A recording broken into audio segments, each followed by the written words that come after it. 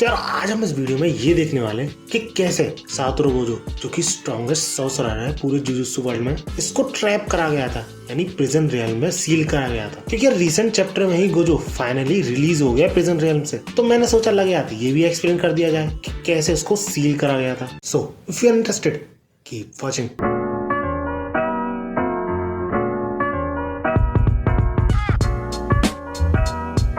तो यार गोजो को ट्रैप करना पॉसिबल हो पाया था शिबुया इंसिडेंट के दौरान। यानी टोक्यो में एक शिबुया मेट्रो स्टेशन है जिसमें कि काफी सारे लोगों को एक बैरियर के थ्रू ट्रैप कर लिया गया था।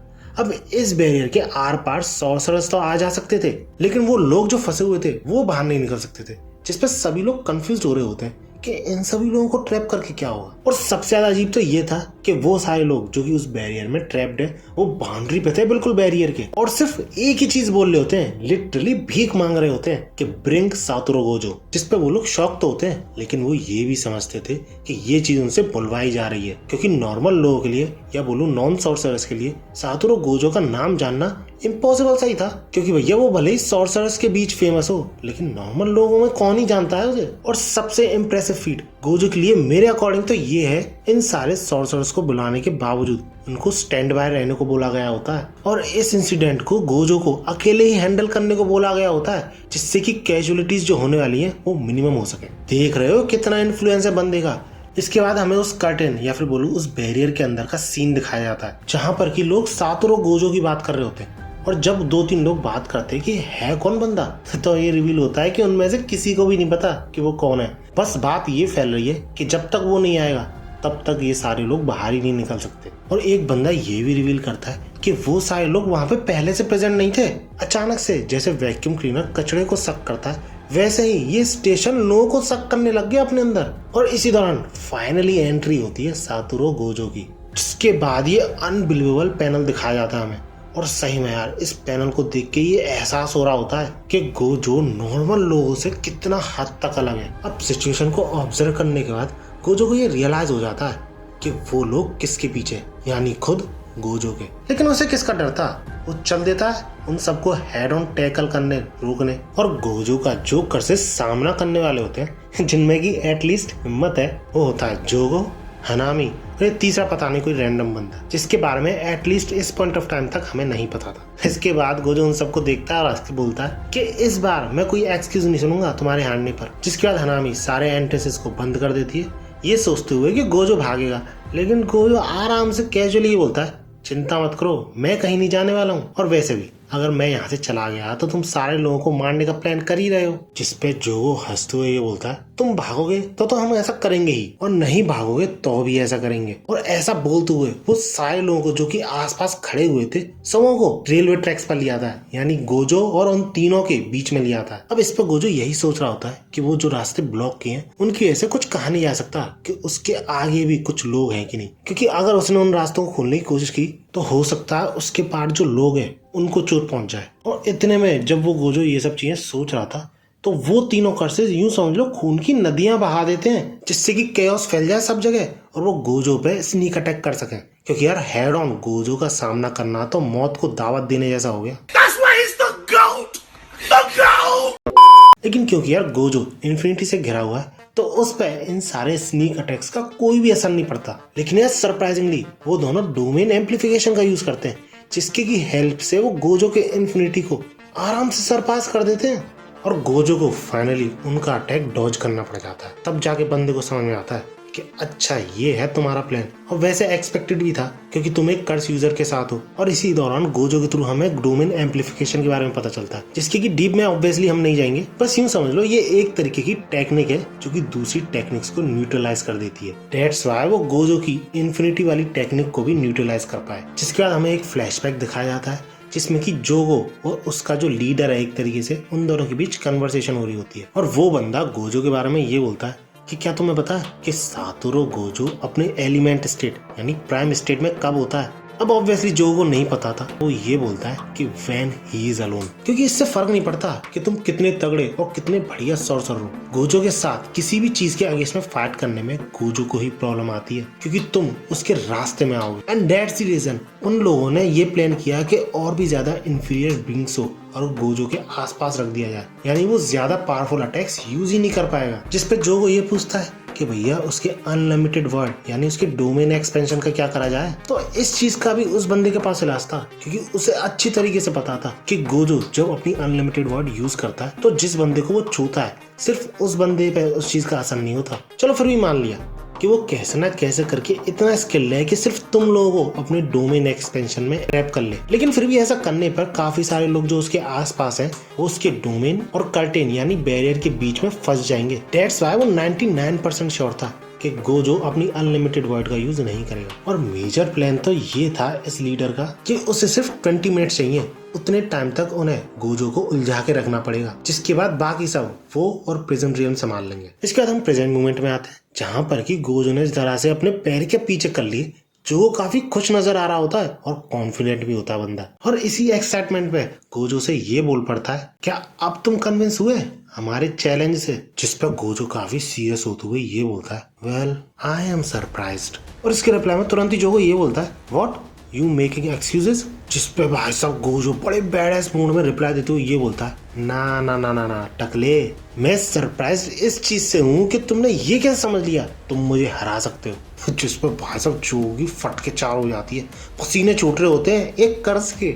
और गोजो हनामी से ये बोलता है, हे वीड, हम तीसरी बार मिल रहे हैं ना, और तुमने अभी तक कुछ नहीं सीखा पिछली फाइट से। चलो तुम्हें ही सबसे पहले देखता हूँ। और भाई साहब जैसे जैसे गोजो उन दोनों की तरफ बढ़ रहा होता है उन दोनों की हवा टाइट हो रही होती है, और ये पूरा सीन सेम ऐसा लग रहा होता है जैसे ये एक शेर दो गीदड़ों की तरफ आ रहा है। और लिटरली गोजो उन दोनों के सामने बिल्कुल पास आके खड़ा हो जाता है और ये बोलता है, क्यों क्या हुआ? अब तुमने ही तो बोला था तुमसे दूर ना भागने को। अब इतना प्रोवोक करने पे वो दोनों एक साथ गोजो पे अटैक करते हैं, लेकिन वैसा गोजो जो का हाथ पकड़ता है, हनामी के किक से बचता है और जो का हाथ तोड़ के उसी का यूज हनामी के मुक्के से भी बचने को करता है। और इन सारे पैनल्स को देख के तुम ये फील कर सकते हो कि गोजो लिटरली खेल रहा होता है इन दोनों कर्सेस के साथ, स्पेशल ग्रेड कर्सेस के साथ। अब सातोरू के इतने तगड़े रिएक्शन के बाद जो वो भागने की कोशिश करता है तो सातोरू उसके पीछे भागने लग जाता है, जिसपे हनामी ये सोचने लग जाता है कि इसने तो कही थी ये मेरे पीछे आएगा सबसे पहले, क्या इसने ऐसा कंफ्यूज करने के लिए कहा था मैं?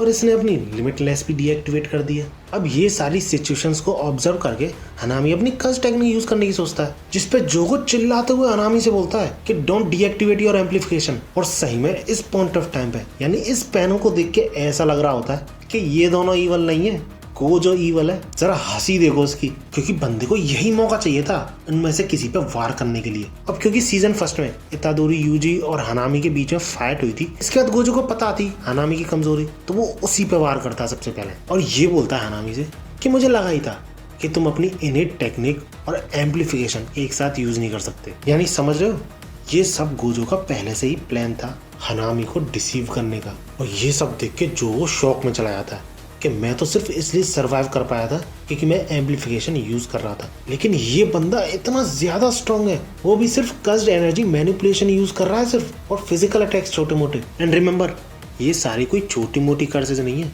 स्पेशल ग्रेड कर्सेज हैं। इसी बीच मौके का फायदा उठाते हुए ये बंदा अचानक से अटैक कर देता है गोजो पे, लेकिन गोजो की इन्फिनिटी की वजह से कुछ नहीं हुआ। इसके बाद अचानक से सातोरू पे हनामी और गोजो दोनों हमला कर देते हैं एम्पलीफिकेशन के साथ। लेकिन सातोरू गोजो आराम से ये पूछ रहा होता है कि are you sure about that? अगर तुम ऐसा करोगे और मेरी टेक्निक को न्यूट्रलाइज करोगे मैनिपुलेशन के थ्रू, तो मैं भी अपनी कर्स्ड एनर्जी के साथ काउंटर करूंगा तुम दोनों को, उसको स्ट्रेंथन यानी ताकतवर बनाने के बाद। और ये बगल में जो पेड़ खड़ा है शायद इस चीज को सहन ना कर पाए, जिसपे जो वो कम्प्लीटली शॉक्ड कि क्या मतलब, जिसपे सातोरू गोजो कुछ बोलता नहीं है, सीधे हनामी के यूं समझ लो चीथड़े उड़ाने लग जाता है अपनी कर्स्ड एनर्जी के थ्रू। जिसके बाद जो सातोरू को रोकने की कोशिश तो करता है आसपास खड़े लोगों को मारने की धमकी देने से, लेकिन भैया तब तक गोजो हनामी को खत्म कर चुका होता है। और ये चीज देख के जो को अपनी आंखों पे यकीन नहीं हो रहा होता है, आंखों पे नहीं, आंख पे यकीन नहीं हो रहा होता है। जिसके तुरंत ही बाद भाई साहब गोजो बड़े ही बैडास मोड में ये बोलता है नेक्स्ट। अब भैया हनामी की डेथ देखने के बाद तो जो की बिल्कुल फट जाती है, तो वो इंसानों के बीच खुद को छुपाने की कोशिश करता है और सातोरू गोजो के पास जाना बिल्कुल अवॉइड करता है। इवन इंसानों को भी उस पर फेंक कर अपने आप को उससे दूर करने की कोशिश करता है, क्योंकि बंदे के दिमाग में यही चल रहा होता है कि मैं हनामी की डेथ को वेस्ट नहीं जाने दूंगा। और तभी हमें तीसरे बंदे का नाम पता चलता है जो कि है चोजो। अब ये सारी चीजें देख के गोजो यही सोच रहा होता है कि इन दोनों को पकड़ा कैसे जाए। वो लोगों के बीच में खुद को छुपा रहे हैं और उसके पास आना बिल्कुल अवॉइड कर रहे हैं, और हनामी के साथ जैसा उसने किया वैसा भी नहीं कर सकता है वो, क्योंकि वो एक तरीके से सरप्राइज अटैक था ना। जिस वजह से इन सारी सिचुएशन को देखते हुए गोजो ये डिसाइड कर लेता है कि मैं समो को नहीं बचा पाऊंगा, लेकिन उस कर्ज को एक्सॉर्सिस जरूर करूंगा, यानी खत्म जरूर करूंगा। जिसके बाद पता नहीं जो अपने लीडर से बात कर पा रहा था या फिर सम काइंड ऑफ कनेक्शन था उन दोनों का, या फिर वो सोच रहा था पता नहीं, लेकिन उसे समझ में नहीं आ रहा होता कि 20 मिनट्स तो ऑलरेडी पास हो चुके हैं, अभी तक क्यों नहीं आया वो। और इसका रीजन ये था कि गोजो काफी अच्छा परफॉर्म कर रहा है अभी भी, मतलब काफी ज्यादा एनर्जी है उसके पास, क्योंकि उसका प्लान गोजो को और ज्यादा थकाना था। इसके बाद उसी लोकेशन पे अचानक से काफी सारे मैनिपुलेटेड ह्यूमंस एंटर करना शुरू कर देते हैं, जिसके पीछे और कौन हो सकता है, वही तो ही था। इसके बाद वहाँ पे जो सिचुएशन थी वो और भी ज्यादा कंजेस्टेड और कंफ्यूजिंग बन जाती है गोजो के लिए, क्योंकि वो यही सोच में होता है कि ये ह्यूमंस का नंबर और ज्यादा कम क्यों करते जा रहे हैं, क्योंकि ये उन्हीं के लिए डिसएडवांटेज होगी। लेकिन इसी भगदड़ के बीच माहितो अचानक से गोजो पे अटैक कर देता है, ये पता होते हुए भी कि वो गोजो को छू तक नहीं पाएगा। लेकिन गोजो अलर्ट हो चुका था, क्योंकि इस बंदे के बारे में नानामी और यूजी ने पहले से बता दिया है उसे, जिस वजह से वो तुरंत ही उसे अपने आप से दूर फेंक देता है। लेकिन यार असली प्रॉब्लम तब शुरू होती है जब वो और भी ज्यादा ह्यूमंस को उसी लोकेशन पे डंप करना शुरू कर देता है, जिसके बाद गोजो ये रियलाइज करता है कि नानामी ने जितनी भी ओपनिंग्स बंद की थी वो खुल चुकी हैं और वहां से और भी ज्यादा ह्यूमंस को डंप करा जा रहा है। और इससे पहले कि गोजो सोच पाता समझ पाता कि आखिर हो क्या रहा है, ये क्यों करा जा रहा है ये सब, वो दोनों अपने अपने तरीके से अटैक करना शुरू कर देते हैं गोजो पे। अब क्योंकि वो कर्सेस जानते थे कि गोजो कोल्ड हार्टेड है, थोड़े बहुत सेक्रीफाइस देने पड़े तो दे सकता है उन कर्सेस को खत्म करने के लिए, बट जो कैजुअलिटीज का नंबर है वो काफी ज्यादा इंक्रीज होता जा रहा है और गोजो के सेक्रीफाइस का जो थ्रेशोल्ड है वो भी लिमिट पर है, मतलब गोजो अपने ब्रेकिंग पॉइंट पे पहुंच रहा है धीरे धीरे। तो ऐसी सिचुएशन में सिर्फ उसके पास एक ही ऑप्शन है, डोमेन एक्सपेंशन, लेकिन वो ये करेगा नहीं, क्योंकि इस वजह से आसपास के जो लोग हैं वो उसके हाथों मारे जाएंगे। लेकिन उन तीनों की हालत खराब हो जाती है, पसीने छूट जाते हैं ये देख के कि गोजो डोमेन एक्सपेंशन का ही यूज कर रहा है। और भाई साहब गोजो की इतनी पकड़ती है अपने डोमेन एक्सपेंशन पे कि वो ये सिर्फ 0.2 सेकंड्स के लिए ओपन करता है। और चौंकने वाली बात तो ये है सिर्फ इतने से टाइम में गोजो ने लगभग 1000 से ज्यादा ट्रांसफिगर्ड ह्यूमंस, यानी महितो के जो मैनिपुलेटेड ह्यूमंस थे, ऐसे हजारों ह्यूमंस को खत्म कर दिया, एनहाइलेट कर दिया।